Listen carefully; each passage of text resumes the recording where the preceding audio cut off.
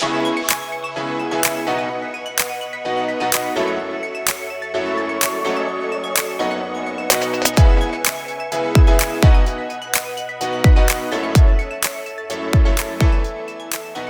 there, ladies and gentlemen. Welcome to another wonderful episode of Rediscovering Your Passion and Purpose with Patty. And as with all of my guests that I have each and every week, another special guest is joining me here today.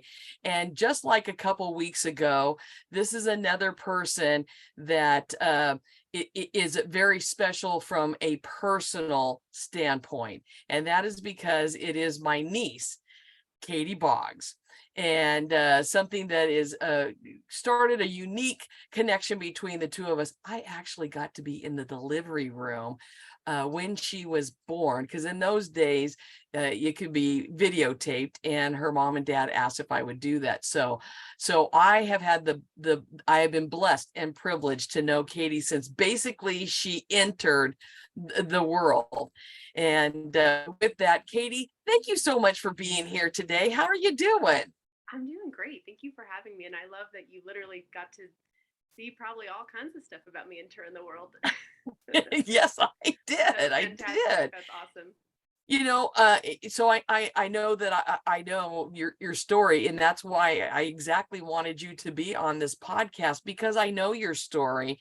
And when creating this podcast, when I was thinking about the type of people that I wanted to have, or the specific people that I wanted to have on this podcast, you were definitely one of those people that I thought of, because your story is a very unique one. And what I also like about this is I don't want people to start thinking, oh, that Patty's podcast of rediscovering your passion and purpose, you have to be a retired person or you have to be an older person, and that has nothing to do with it. So you're my first young, we'll call you young, because even though you're 30, you're still young, my dear. But I want to prove to people that everybody has a story to tell, and everyone listening out there, we can all learn from each other's stories and our journeys that we've had. And Katie, yours is a journey that I do want you to share with people. So without further ado, why don't you tell people a little bit about you, where you're currently at, but leading up to your story of what has brought you to where you are right now. Sure. Yeah. So thanks again for having me on. It's been really cool to listen to your podcast and get to hear stories of people I have not yet met and don't know in your life, and also people who I do know who I learned new things about. So really exciting to be amongst all those other people who I admire a whole lot. Um, Mhm. so I currently am here in Colorado. I live just outside of Denver. I moved here just over a year ago to pursue a master's degree that I applied to during the pandemic when I was looking for something else to just spark that part of my soul back again.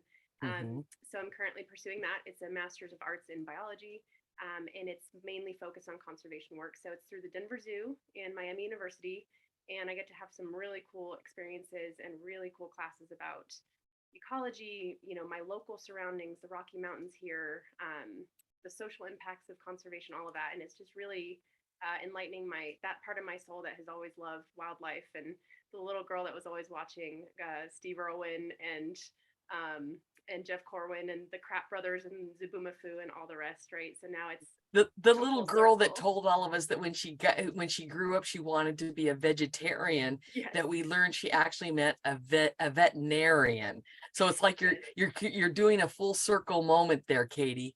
Totally. Yeah. And it's funny because some of my really close friends are veterinarians. And I think that that's funny that I admire them so much because I truly wanted to do that for such a long time. And I'm a little bit squeamish. So that wasn't right, the right path for me. But so before that, I came here from San Diego. I was there for about 12 years and I got my degree there. Worked at an aerospace company out there in supply chain, and that's what I do currently out here for work. So that is funding my extracurriculars of learning about all of the other things I'm learning. So it's definitely this right here is everything I've been wanting to have in my life for the past few years. We all had dramatic shifts during COVID, and things that maybe we had filled our day with were just suddenly not there, and that was a huge problem for me. So I just knew I just wanted stuff to do all day long. I just wanted to be busy so badly, and now I've got it. I'm very busy, Hmm. and but I Watch love what to you keep ask for, busy. huh? Yes, I know. every day I'm like, you just remind yourself this is truly a better thing for you. I really enjoy being challenged by new stuff to learn. So that's brought me out here to Colorado, and I've just been loving it. There's stuff to do in every season. I've officially seen all 4 of them here, and I found things to do outside and just ways to appreciate just connecting with nature, which has been a really nice thing about living here. So to get to where you are right now, let's go back and let's look at your middle school years, because I know that there was a pivotal point of an event that took place that really set you on a path that you're on now. And what was that pivotal moment? What led what started all of this journey? Yeah, so in 7th grade, I don't know if it's the same in all states, but in California in 7th grade, you do a check during one of your courses, and they physically check you for scoliosis. So they'll check if you've got any kind of curvature. That's kind of the typical age when it really starts to show signs. And I remember going through the line and my friends and I not knowing what scoliosis was initially before we had the assembly or the meeting or whatever it was that kind of informed us what this day was about, and just being kind of nonchalant, like, oh, what is that? Is it contagious? Haha, And then going through the line, and the teacher or aide that was checking me was like, I don't quite know what to do with that. I'm going to send you to the next line. Mm. I'm like, okay, that's kind of weird, So I go to the next line, and they're like, huh, okay, like they hadn't found it yet. And they Mm-hmm. clearly found something there. So I don't remember a whole lot of that period except going home with the directive that we should probably go see a doctor. So we go to the general family doctor. He checks it out, and he's like, "Yeah, I think we've got, some minor degree of curvature. That's how you track the curvature of a spine." And at that So point, there was no known scoliosis or anything in the on either side of the family, correct? Well, so there is my grandmother on my dad's side, and my one of my aunts has it, but it was never severe enough to where I understood, or maybe didn't have that conversation with them as a Mm-hmm. kid. So I didn't know about this. It was just probably we just have back problems, or grandma just has back problems, right? So I Right. didn't quite understand. And they still say it's not genetic, so it wasn't even really something we were probably looking for. Mm-hmm. So yes, I get that initial X-ray, and there's a minor degree of curvature. I meant to go and try to find all of the specifics, and I think it was probably 15 to 20 degrees or around there, minor. So he recommended we go to a chiropractor. So I remember my parents were like, great, let's do whatever we got to do. Let's go figure it out. So at the directive of this general doctor, go to a chiropractor. Went there often. I remember sitting in the waiting room with my brother on our Nintendo DS, and we would go on PictoChat, and we would be drawing things and sending them. And I remember probably for hours. I think I went once or twice a week for a very long time for adjustments. And unfortunately, I think that chiropractor really thought he was going somewhere with it, or maybe had other intentions of what healing looked like. But I continued to have more back pain, and I remember being in grocery stores and wanting to go sit down. Going to with my friends on the playground and having to go sit down, and everyone would always go, "Well, you're too young to have back problems, right? You're too young for that." So you're like, "Oh, okay, maybe I'm just not good at standing. Maybe I haven't Mm-hmm. figured that out yet." Mm-hmm. And then going back to my doctor, him doing another scan, X-ray, and finding, I think, like roughly 60 degrees of curvature, somewhere around there. So a Wow. much more significant increase in the curvature. So at that point, he said, "This is getting pretty bad, and it's getting bad very quickly. You should probably go see a specialist to get a brace done." And so I wish I had it's somewhere in one of my memory boxes, but I'll have to find this brace. But I remember taking many hours over many days with the specialist down in like Loma Linda, and they would just fit these plastic and straps and Velcro, to all these points around your body. It would secure on your hips, and then it would secure, and the goal was to pull you back to where you got to go. Mm-hmm. So at this point, it's 8th grade, new school. I was pretty nervous as a kid, pretty shy. You could Mm-hmm. attest to that. Most Mm-hmm. people will attest to that. I didn't really want a lot of attention. And Mm-hmm. I had a pretty subtle in terms of back braces over the years. They've come a long way now. And I think even at that point, it was a lot more subtle, but you could still see that I had bulky things under my clothes, and I made noises, and there were snaps and rattles and stuff all over. And it was probably not what I really wanted to be going through at that point. Especially And at it was 13 years old, at you're already 13. going through a lot of stuff. Yes. And you're already not great with feeling confident and feeling excited about being a teenager, right? So I remember it just, and it wasn't helping. That was kind of the worst part, was you're doing all this work, you wear it 23 hours a day. I slept in it. You take it off to shower, but you put it back on, and it doesn't feel good to take it off.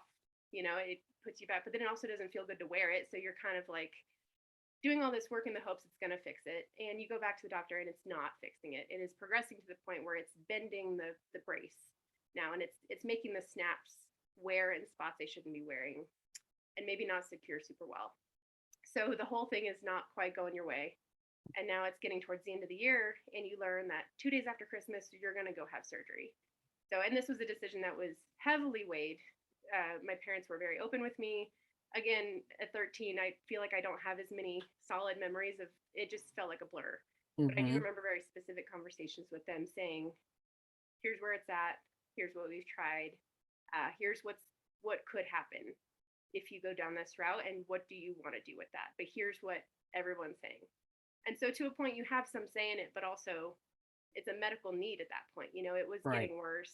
I think my breathing was being affected. My heart was being compromised. Things were getting moved around. And I think towards the end, I couldn't even really walk. I was kind of that last, I remember they said, what do you want to do? Your big last thing, one big more fun thing before you have to heal. And I said, I want to go to Disneyland. So they said, great. So they made a whole day. We were going to go to Disneyland. We get there and I can't even barely walk.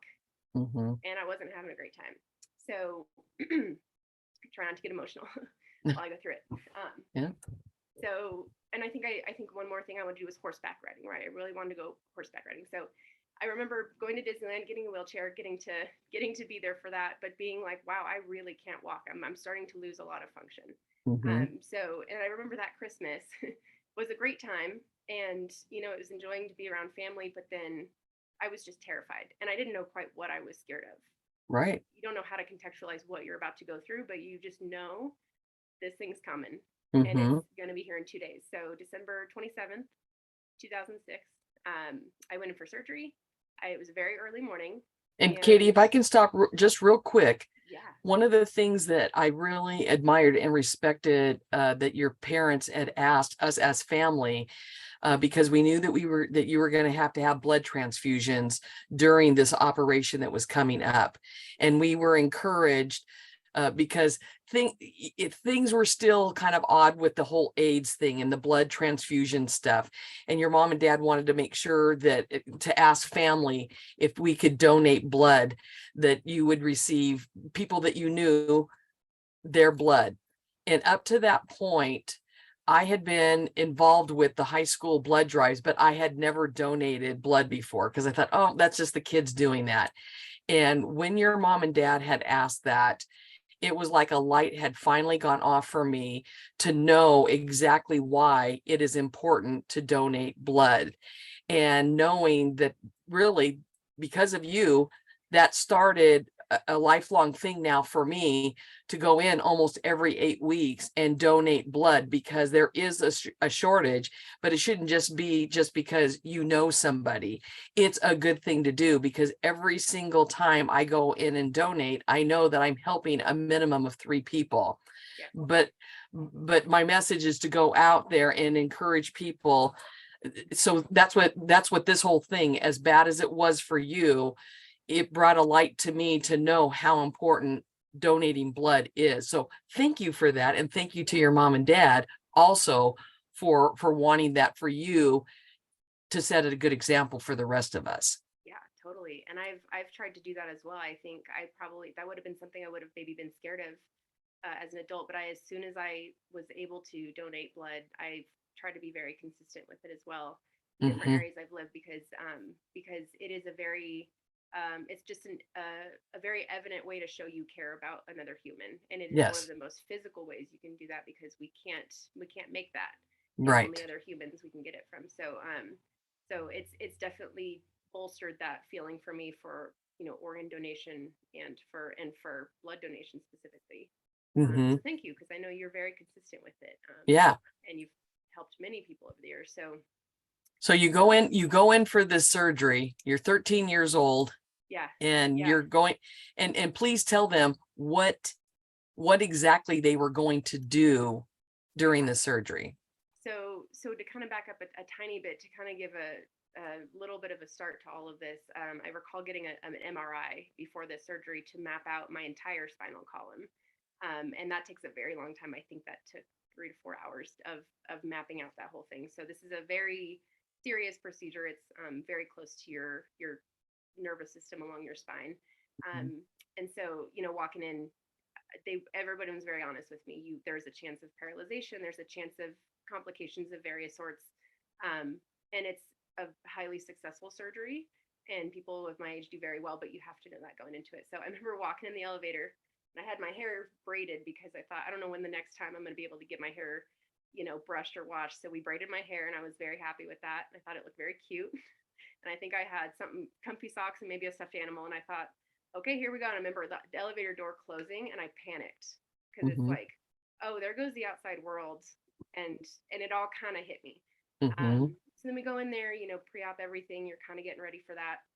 I think that I don't remember what time the surgery started. You guys would recall better than I would, but I remember getting there very early because it all Yes. had to be done beforehand. So prepped everything, took some photos. I think I did a little sand painting that they had in the pediatrics unit of, I still have that Occupy your somewhere in the time, back. divert it. Yes, so I still have that, and I recall the bird and all of it on there. And then they asked me what music I wanted to listen to, and I said I wanted to listen to Queen.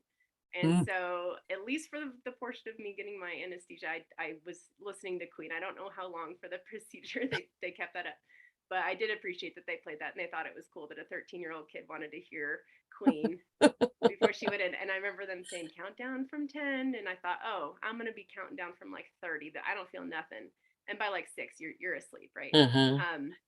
So in this procedure, they flip you over, and I think for context, it's supposed to be about a 4 hour or 5 hour long procedure, maybe. Mine ended up taking about 8 hours Yes. or Yeah. so, Yeah. and a lot more.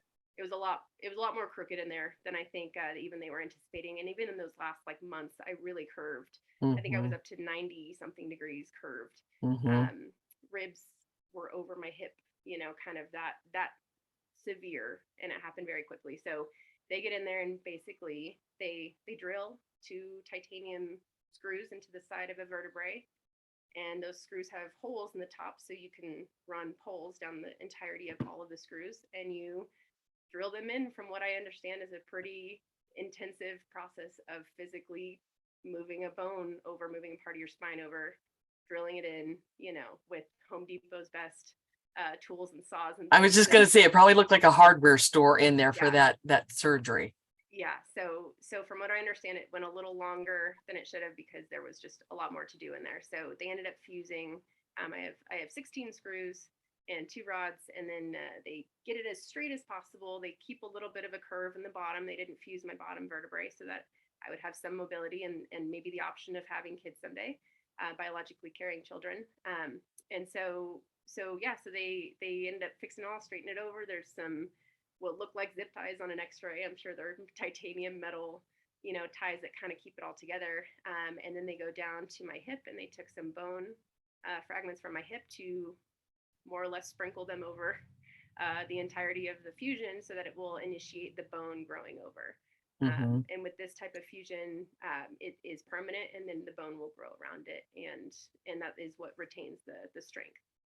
And if I So remember correctly, you actually you went in the height of one height before the surgery, and your yes, height did what after the surgery? I think I grew like several inches. I Mhm. I Yeah, went in you and I was did. shorter than my mom, and they stand you up right after, like the day of, they stand you up, and I was taller than her, and that's just how much there was to go up. And I recall going back to school being taller than all my friends all of a sudden, which was fun. You leave for winter break and come back and they're like, what the heck? But so yeah, I mean, it was a pretty intensive thing. And I remember just being very thirsty when I woke up and very cold. And I Mhm. think that's part of what makes me not enjoy being cold now, because it felt like I was kind of trapped just being Mhm. cold, thirsty in this in between. You're in the ICU, your family's there, but you don't know what's going on. So there was a full day of about that where I was kind of in and out, you know.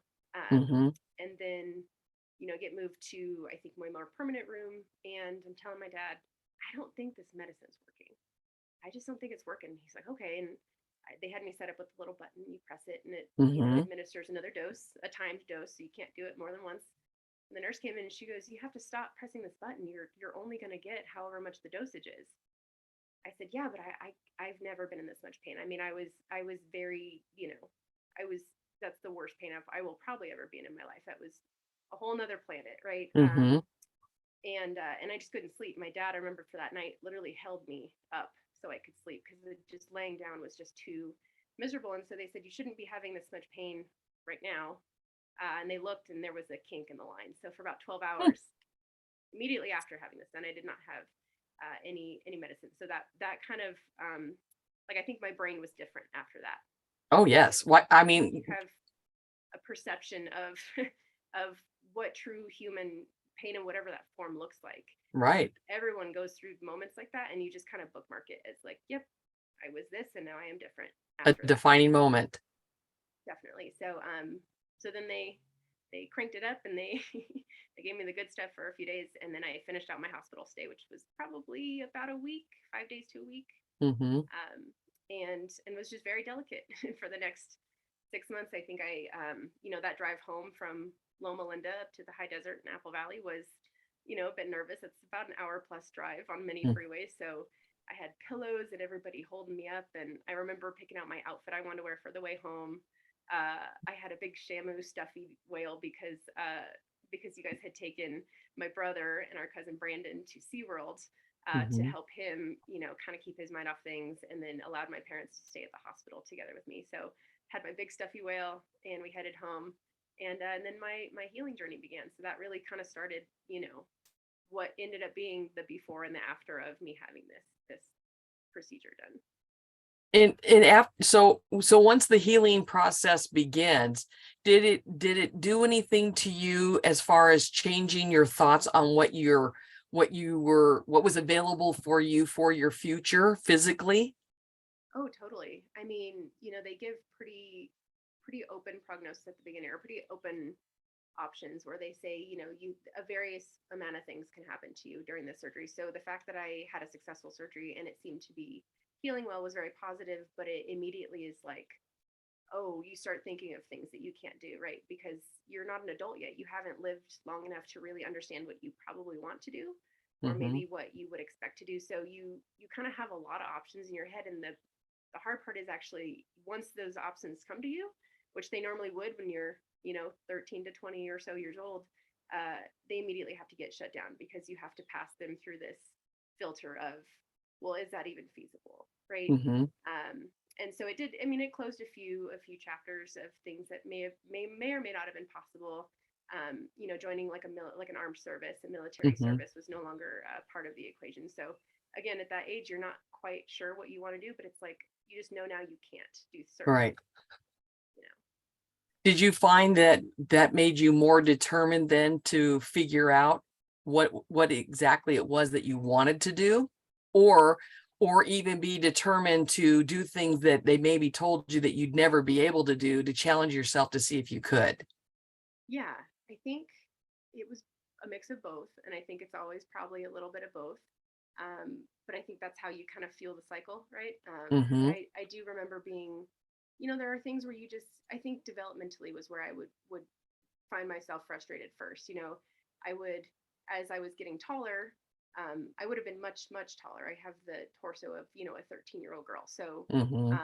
so I am disproportionate in the sense of when I look at myself, right? I'm like, oh man, I would have been taller, Mm-hmm. when you're a kid and you're growing and you're going through phases, and feeling like I was very chunky at certain points because it's like, well, if I just was stretched out longer, I would look normal. I would look like the other girls, or, I would wear these bathing suits. They would look different, and at Mm-hmm. some point I'm a little bit crooked. I'm a little bit twisted still, just a tiny bit.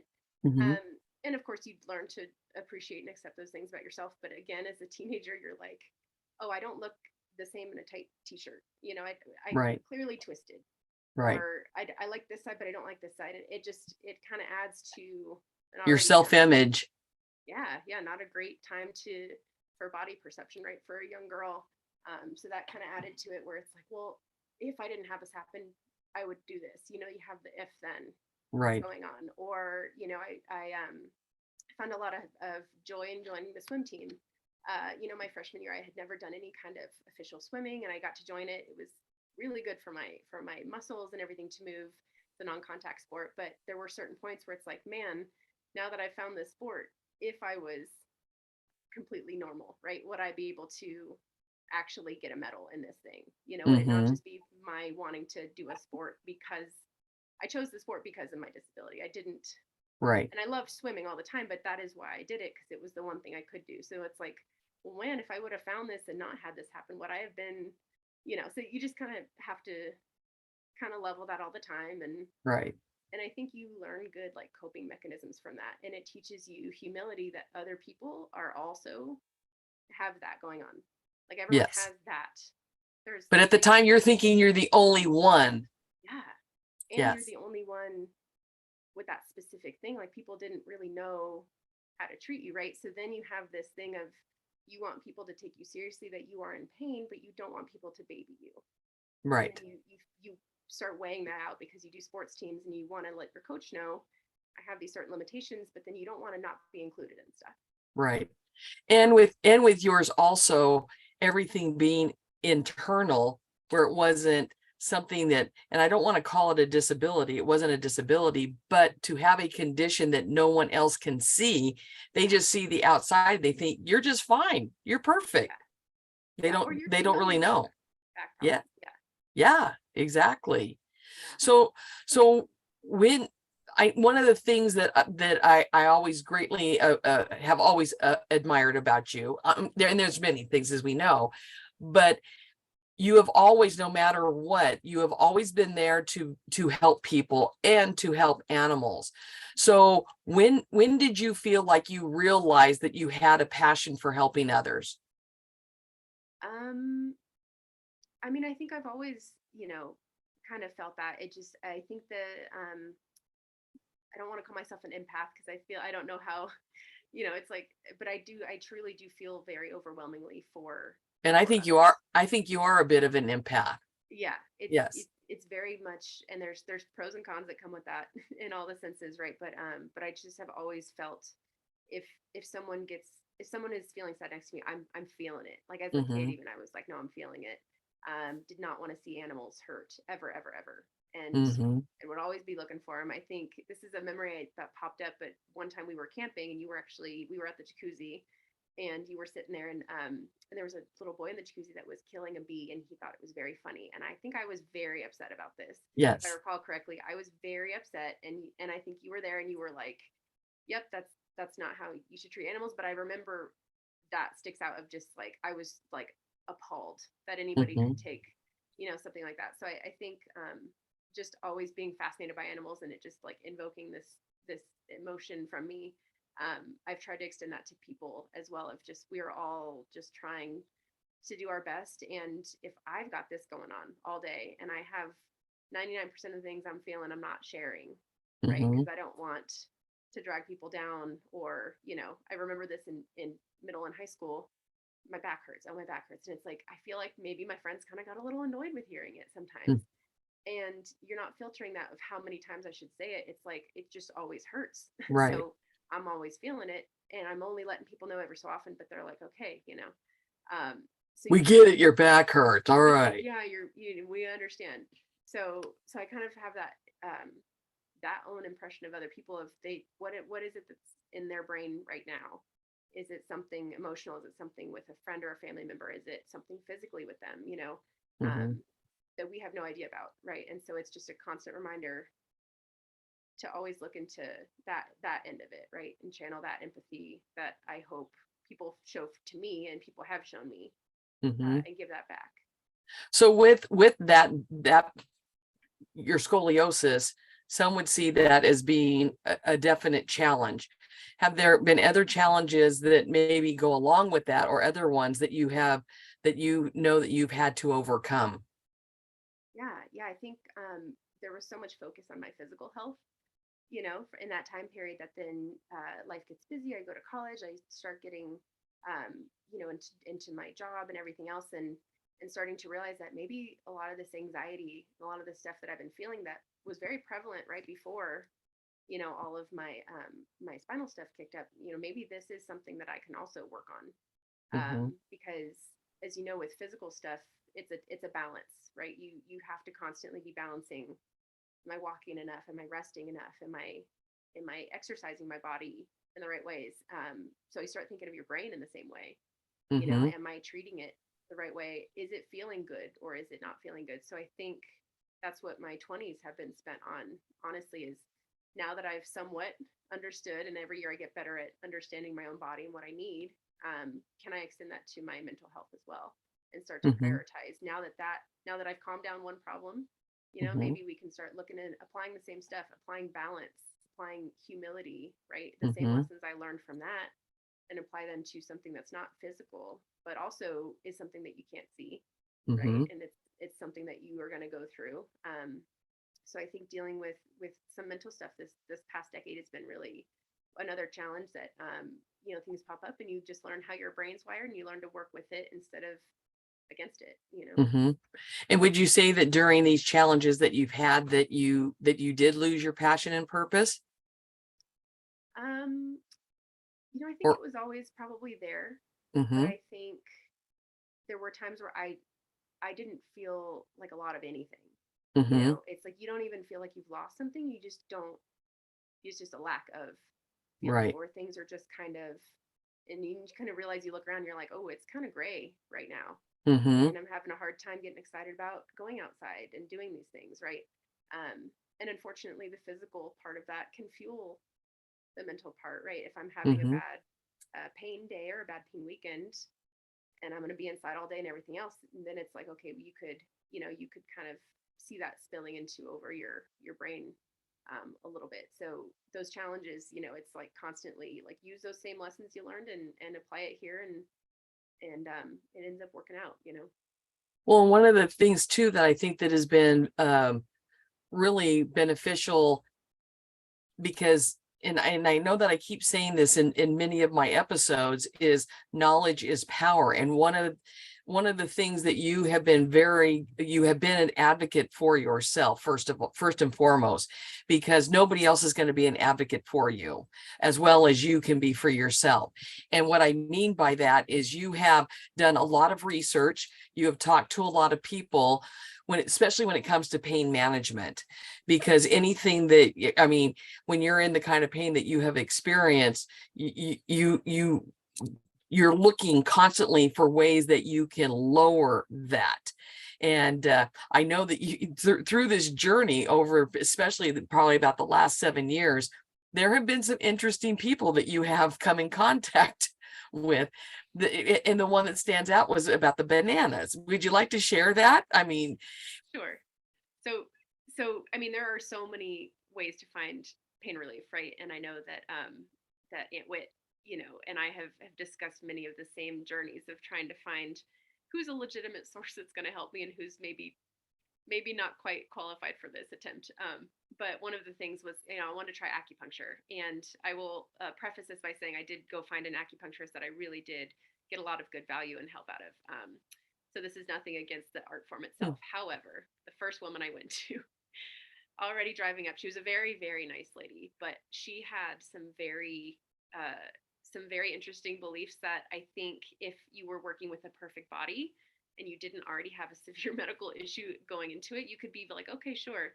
But this was San Diego County, and this was probably in the springtime. It's a very temperate area. It doesn't get very cold or very hot, right? It's kind of nice all year round.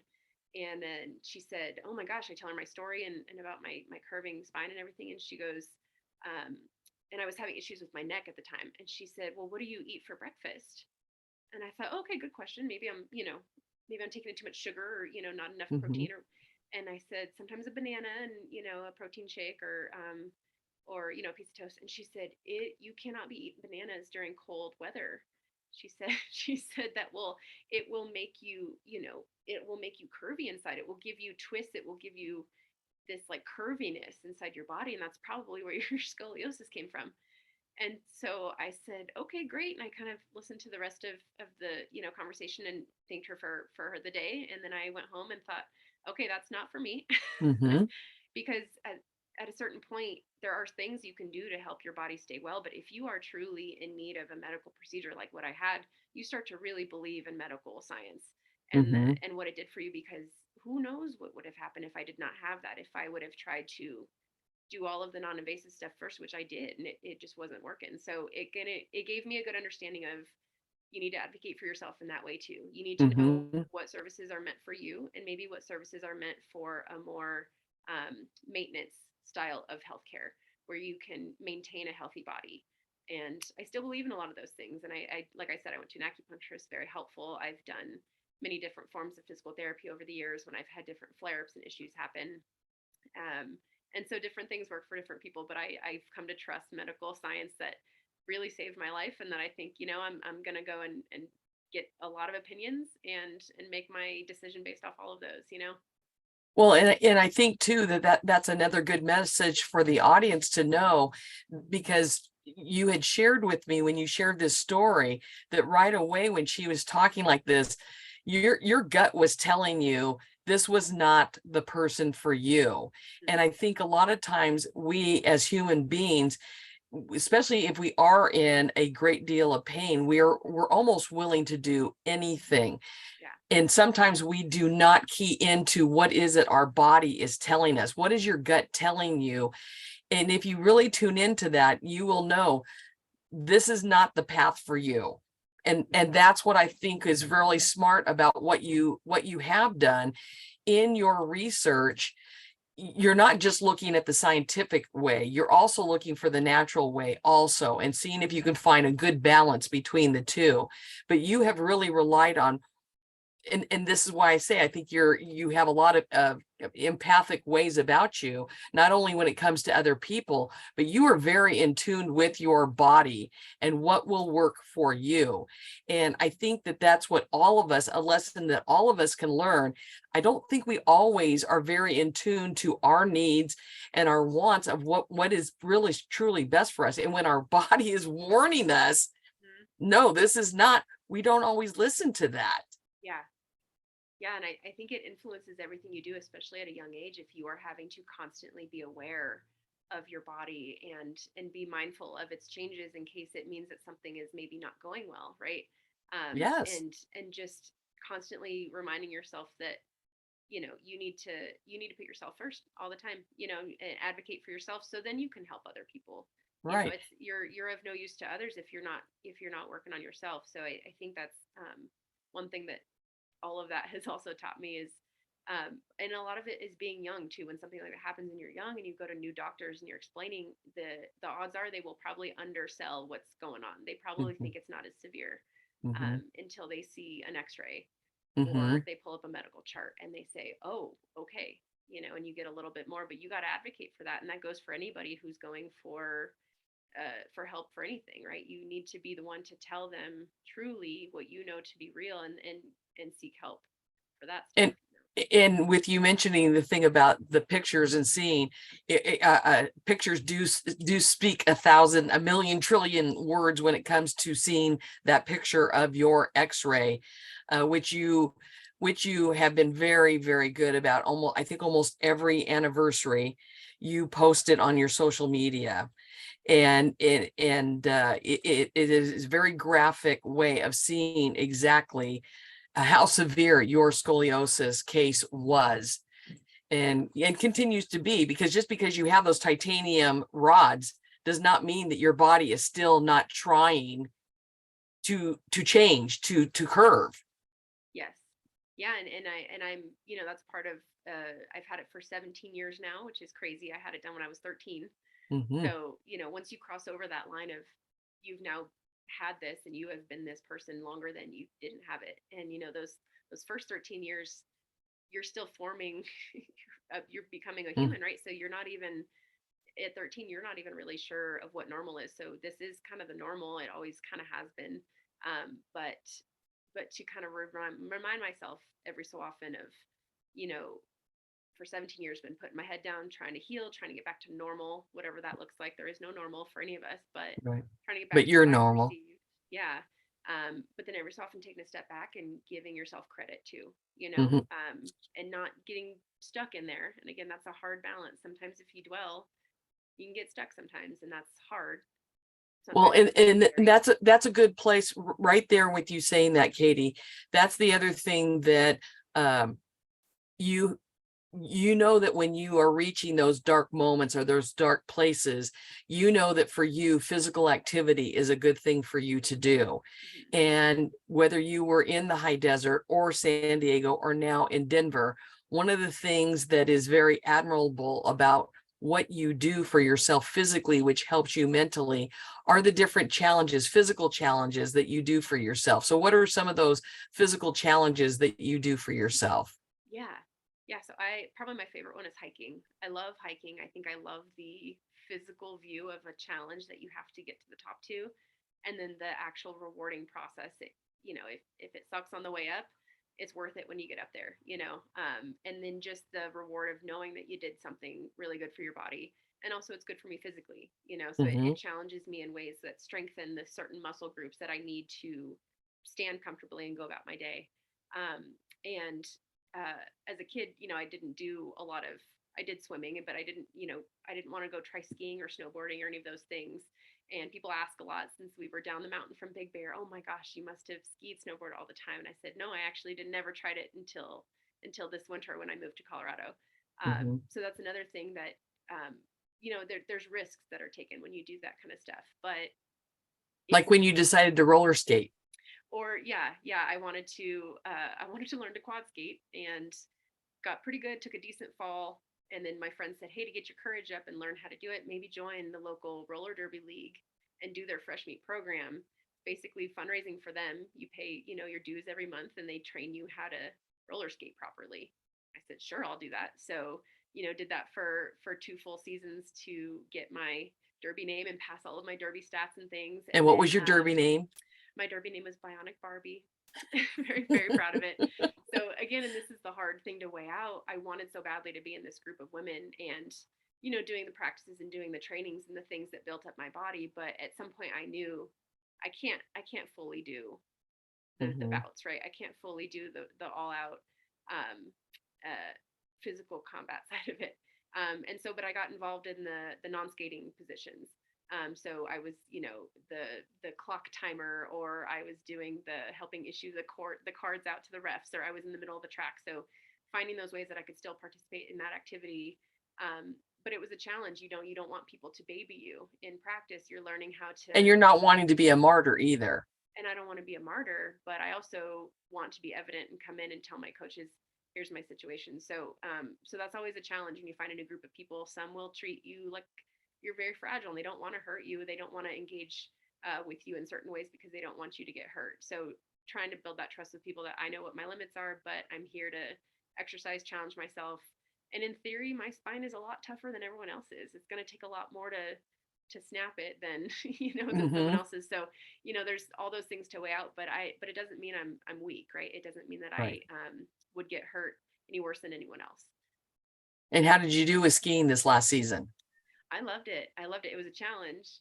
It was definitely a challenge, but I had a great time. It was just another thing to go out and do something physical, but in nature. That's my Mm-hmm. favorite part is you're seeing the outdoors, the trees, everything. You're meeting new people while you're doing it, and you're doing something that a lot of times I went the first couple times with other people, but I did take a couple trips where I just went alone for the day. I just drove up for the day, spent the whole day doing it, and I think that stuff is important too. That you show yourself you are confident in going out there, challenging your body in a way that you maybe haven't yet, and doing that alone, and that kind of builds you up.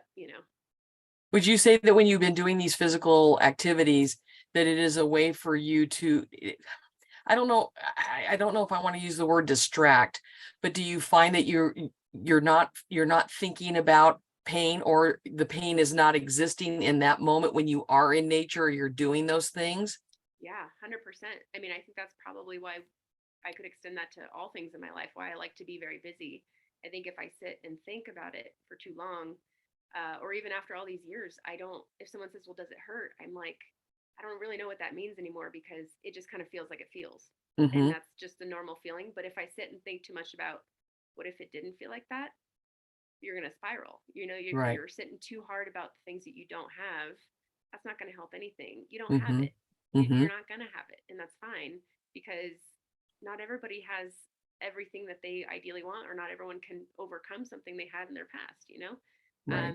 So it's okay to every so often have a little bit of a pity party, but yeah, to distract yourself and go out and remind yourself that you are capable of doing these things, and it tones down that voice in your head that maybe says, oh man, I just wish we were different, you know. Mm-hmm.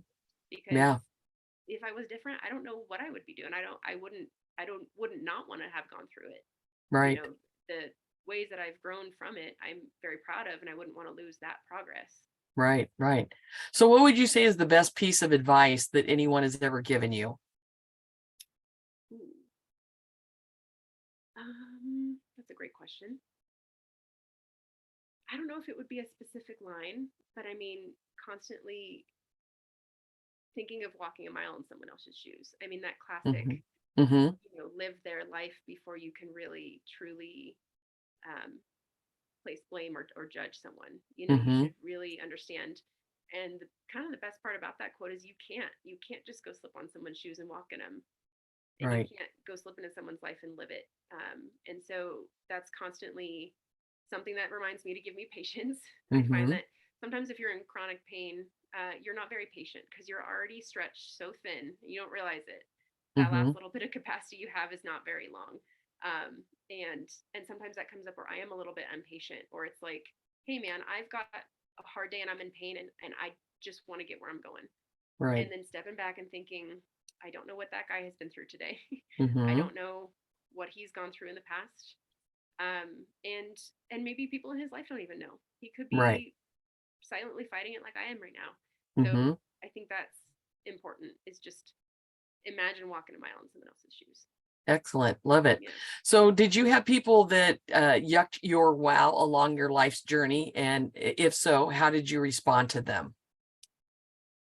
Oh, I mean, there's always, people in different stages of your life. But I think an important thing for me is uh, thinking a lot. I overthink or overanalyze about something, but then by the time I move forward with that decision, I'm at peace with it, because I've already done the mental load of thinking it through. Um, so I mean, besides getting advice and things from friends and family and peers, and taking that life advice in when you need it, besides things like that, yucking someone's wow, again, you don't know why I made that decision, right? You don't know why Right. I wanted to go do this thing, and this thing is what I've decided that makes me happy, Mm-hmm. and I'm moving forward with it. So it's just not, it's, you can't ever extend empathy enough, Mm-hmm. even to those people that are yucking your wow. Maybe they've had some negative experience with the thing that you are about to do, and they're worried about you, and they don't know how Mm-hmm. to express that, and so they're just going to tell you they don't like the idea. Right. And so trying to put myself in their shoes, even when I don't want to do that, and even when it's hard, and of course we don't do that all the time, but trying to intentfully think, well, why are they saying that? Right. Right. And Right. then if I can't make peace with it, I can't change it. I got to let them have that belief, and that's okay. And either I'll prove them wrong or I don't, but it was something I wanted to do. And at the end of the day, when you're sitting at home and eating dinner or watching your TV show, that person isn't there to help you with that thing you signed up to do, right? Or that thing you Right. chose to do. So Right. regardless of anyone else's um, yucking of your wow, if they're not there with me helping me make it happen, you know, I can Don't kind give of them let that that, much power, right? yeah, let that belief stand, and either I prove them wrong or I don't, and that's okay. So That's a great philosophy, Katie. I love yeah, that. yeah, So at this point in time in your life, what would you say that you are passionate about personally and professionally? yeah. So my brain is completely split into two separate halves. Half of me, so I work at an aerospace company, and I love that. I love the challenge of working with really cool stuff, crazy technology, space entity things. I think all of that is just so fascinating, and I love the business side of it. I love the operational side of it. Understanding how things work and making them, and just getting involved with all that, I think is so fun. But the other half of my brain, and the thing that I'm pursuing on the side of all of that work, is the wildlife conservation side of it, and that is what I think sparks joy. Like, you just feel it in your soul when you're around things Mm-hmm. that know you're meant to do. So that's kind of what I'm excited to keep working towards. Chasing my passion right now is I've been able to understand and connect with people that are working on all of these crazy ecosystem challenges around us, and that could be from a human perspective.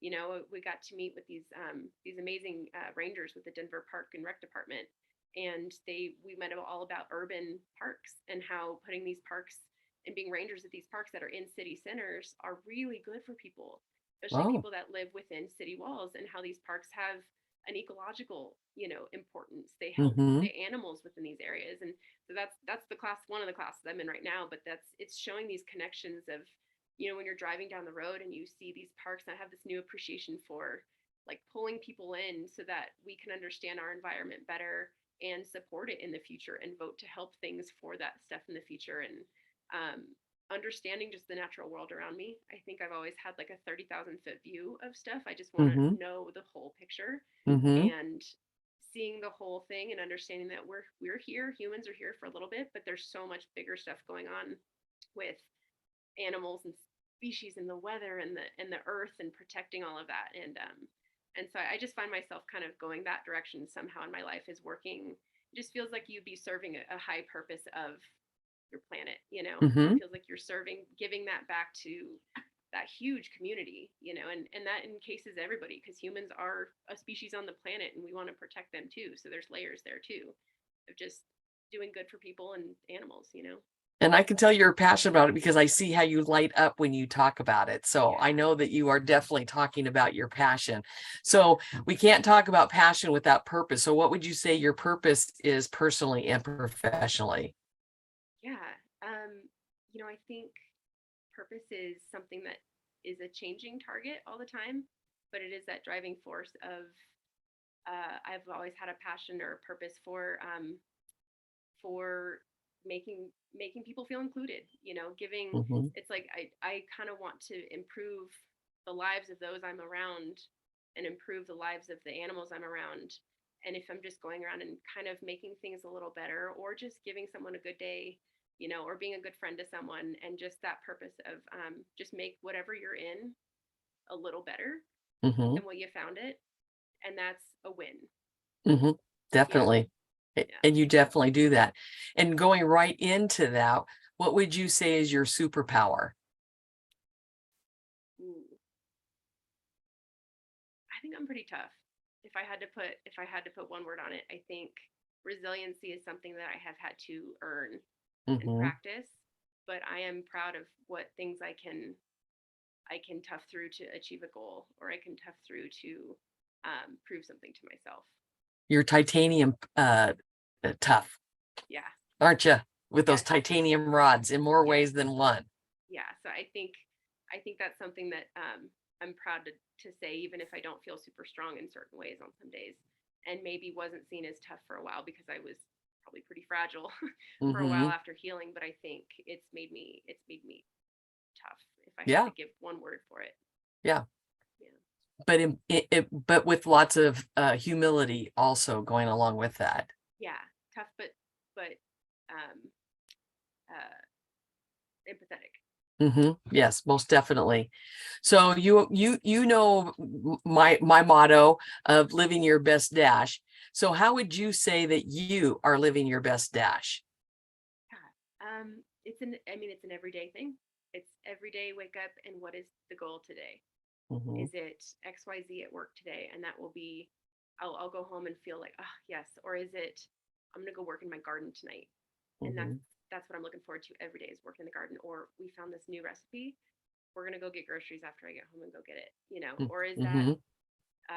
bigger than a daily scale? Is it, this month I'd like to do this house project, or by next year I would like to have gained this skill. So looking forward to all of that, that is to me living your best dash, and willing to adapt and change and learn. I think also learning is probably the biggest, uh, defining factor of living my best dash. Is how can I learn more about stuff I care about? Mm-hmm. Yeah. And I have been a witness to all of that. And what has been so exciting to watch your whole entire life is you have been a goal setter. And when you have hit that roadblock or that detour, you've just adjusted to it. and you have made it work. And you definitely are someone that is living your best dash. You're making the most of those moments. And what I also really enjoy watching with you is the fact that you are in the moment, no matter who you are with or where you are going or what you are doing. You are in the moment and you are gaining the most out of each one of those moments. And that I know whenever I get to spend time with you, it refocuses me to make sure that I am making the most moment along with you. It reminds me to do that with other people as well, because life is fleeting. I mean, it really is. And there's no guarantees, as we both know. But that is something that that just continues to inspire me, Katie, is to know that when I see you and you talk about these things, I know that you have been in the moment and enjoyed the moment and made the most of the moment. And that's what living your best dash is about. Yeah, I appreciate that because I feel the same way after we hang out. I feel completely like we were so present and focused and on just enjoying that day or enjoying whatever cool thing we're gonna go see that day Yeah. or just having a conversation. And I think there's there's so much to say about having gone through a rough thing, maybe physically, and then being worried about, oh gosh, what's the next 40 years of my life going to look like? Mm-hmm. Realistically, like if I've had this much pain now, you Mm-hmm. know, and those dark parts of your brain say, is it all downhill from here? Right? Is it, Right. are you never really gonna ever, are you always gonna have a hard time with stuff? But But I think also you know, because of your research that you have done, you also know that with the medical advancements that are out there, I think that there is a piece of you that knows there is hope for your future, that something somewhere along the way is going to get developed, or someone is going to find something naturally yeah, that will eventually help you. yeah, oh yeah, and I think it's part of a just an evolving um, growth of everyone is as we go forward, you have worries of, oh gosh, well, what would ever happen if this happened? And Mm-hmm. you can't think of that because things, you adapt as you go. You know, Right. we as humans are very good at adapting to our surroundings and to our situations, not without strife sometimes, but we get there. Yes. And I think that's a good reason to always just be completely present because I can't sit here and think of what the next 5 years will be and without kind of overwhelming myself with the possibilities, Sure. and trying to instill optimism, but also feeling kind of a looming cloud over you of just, ooh, what other challenges am I going to have to overcome? But who doesn't think that? Who doesn't Right. have those fears of those overwhelming clouds in the future of, oh gosh, how would I even make it? You know, but it all kind of just puts you right back where you're at, and just you can't guess what's going to happen tomorrow or the Yep. next few years. You can just enjoy, be fully present. And I think the pandemic taught a lot of us that as well, where silly example, but I spend my gift cards now when I get them, or I go to like, if I want to go see a concert, like I'm probably going to try to go see that concert instead of thinking I'll just do that someday. Right. You know, and I think being someone who is challenged physically with things in my past as a young kid, I learned to just be excited for what's going on and not Mm-hmm. take that day for granted, because if it's a good day, just take it as a really good day. You know, don't Mm-hmm. think, well, is this the last good day I'm Right. going to have before XYZ happens? No, you can't do that. I've spent 17 years battling that back and forth, and it's never worth it, and it always works out. And I can confidently say now I'm probably in the least amount of pain now at this point in my life than I probably have been in, you know, memorable history. You know, Mm-hmm. it's like you find that balance, you find ways to do that. And I'm really lucky to have been able to start chasing goals again and things. I mean, for for a person who was in that pediatric unit of that hospital, I had a better prognosis than most people that were there. And it was Mm-hmm. still the hardest part of my life. You know, Right. so I can't sit here and get too down on that because I'm super lucky, you know, Mm-hmm. with that. But you got to get to a place where you can accept that you're very lucky. Right. Yeah. Excellent. Are there any final thoughts or words of wisdom that you would like to share with our audience? Well, I mean, I think it's just think of your fellow humans next to you when you're going through a tough time. that could mean that you want to reach out to them if you're going through something and maybe they can relate to you or maybe they can't. It could also mean that if you are just feeling a loss of patience or you're maybe feeling less hopeful for the world, put yourself in other people's shoes all the time, always, even with your enemies.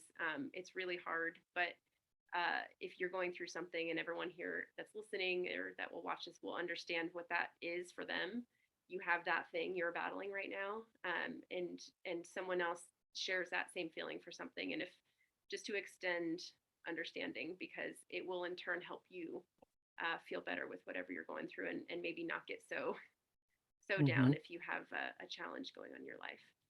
Awesome words of wisdom, Katie. I mean, you speak so much older than your 30 years. I mean, and it's all because of the things that you have experienced that, whether that's good or bad, we're going to say it's good, has matured you much quicker than a lot of people. But I think it has served you very, very well.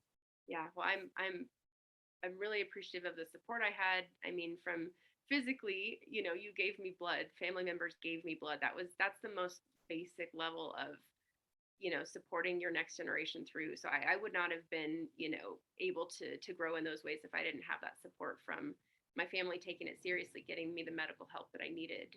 Mm-hmm. Never questioning what it was, always putting that first. And then even after that, making sure, I was safe and looked after. Mm-hmm. And I don't think you can do that unless you've got good people. So I can't take all of that, but I'm really proud of the work I've also done Oh, yes. over these It's years. And it's been a combination of both, hasn't it? it has. Yeah. Yeah, it really has. Well, you are a beautiful person inside and out. And I'm just so proud of everything that you've accomplished and everything that you continue to accomplish and the way that you make people feel. I see how you interact with people.